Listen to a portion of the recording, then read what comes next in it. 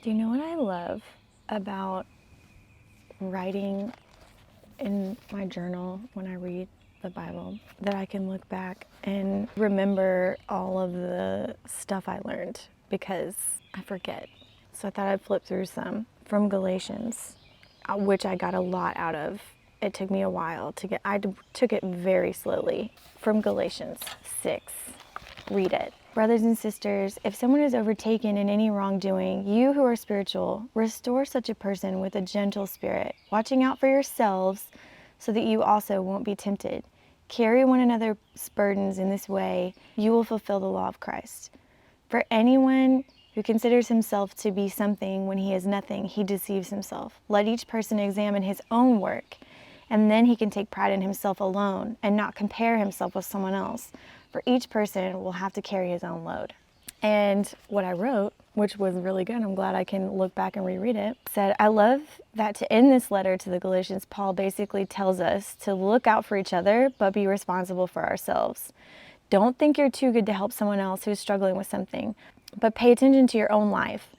When you focus on pleasing God, then you don't have to compare yourself to others, seeking validation. This sentiment of be compassionate to others, but worry about yourself is so obvious, and yet I think so rare. I tend to be the opposite of that, right? When I need help, grace, and forgiveness, I want to hide my flaws, but I'm ready to point out someone else's, I don't want to be like that. That's not the way of the Holy Spirit. I want to be the opposite of that. I want to be aware of my own flaws and always willing to help others.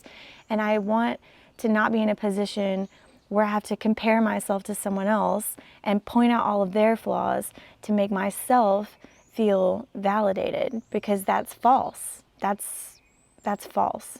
So, good stuff looking back at Galatians. God, help me to be compassionate toward others and responsible for myself. Help me to live a life producing fruit and pleasing you. And help me not to fall into the trap of comparison, because that mindset only causes me to harshly judge others to minimize my own flaws.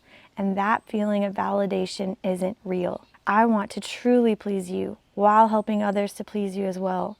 So please help me to remember these lessons I've learned from your word. And God, continue to reveal yourself to me in new ways as I continue to seek you. Happy reading, everyone.